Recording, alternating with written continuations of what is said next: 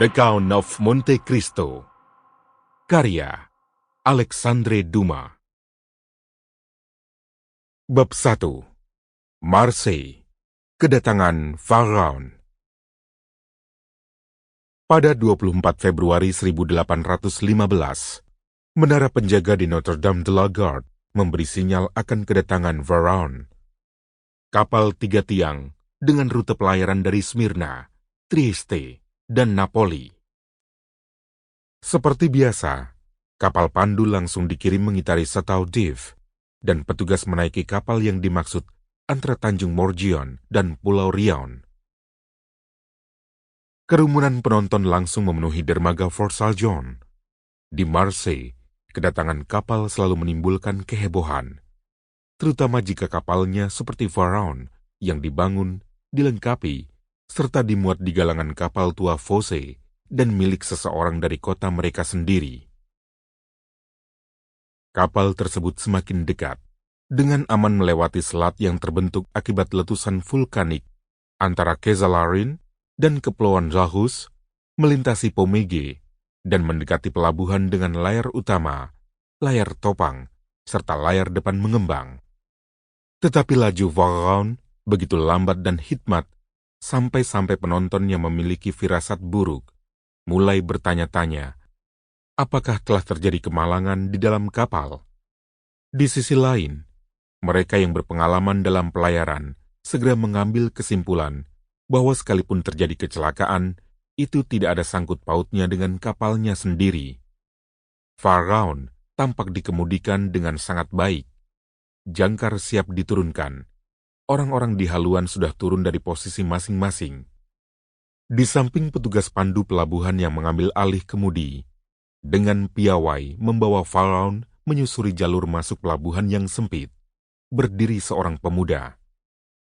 Ia cekatan dan bermata tajam, mengamati setiap pergerakan kapal dan meneriakkan kembali perintah dari petugas pandu.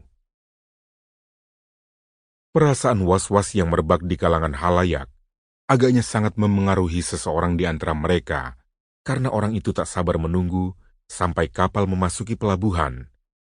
Ia malah melompat naik ke sebuah sampan dan ingin langsung menyongsong Pharaon yang berhasil dipepetnya saat kapal memutar memasuki Teluk La Réserve. Melihat kedatangan orang ini, pemuda yang tadi berada di samping petugas pandu meninggalkan tempatnya dan, dengan topi di tangan, ia mencondongkan tubuh di pagar geladak. Ia seorang pemuda bertubuh tinggi semampai, usianya sekitar 20 tahun, dengan mata hitam serta rambut segelap sayap gagak. Sikapnya yang tenang menunjukkan sifat meyakinkan seseorang yang sedari kecil terbiasa berhadapan dengan bahaya. "Ah, Dantes, kaukah itu?" seru lelaki di sampan. "Kalian terlihat muram. Apa yang terjadi?" "Terjadi kemalangan, Monsieur Morel," jawab si anak muda. "Sungguh bencana besar, terutama bagiku. Kami kehilangan Kapten Leclerc yang gagah berani di lepas pantai Civitavecchia." "Lalu muatannya?" desak si pemilik kapal. "Semua aman, Monsieur Morel. Dan kukira Anda akan puas dalam hal itu. Tapi Kapten Leclerc yang malang, kenapa dia?" tanya pemilik kapal menyerah. "Apa yang terjadi pada kapten kita yang hebat itu?" "Dia meninggal. Jatuh ke laut." "Bukan, Monsieur. Radang otak menyiksanya sampai menjemput ajal." Kemudian si pemuda berpaling pada awak kapal lain, sembari berkata, "Bersiap-siap untuk menggulung layar." Semua orang mematuhi, dan seketika itu pula, sekitar 8-10 awak kapal melompat ke posisi masing-masing di bawah layar. Pelaut muda itu mengawasi untuk memastikan perintahnya dipatuhi dengan tepat dan akurat, sebelum kembali berbicara kepada Monsieur Morel. "Dan bagaimana kemalangan ini terjadi?"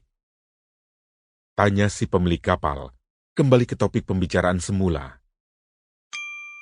Sample complete. Ready to continue?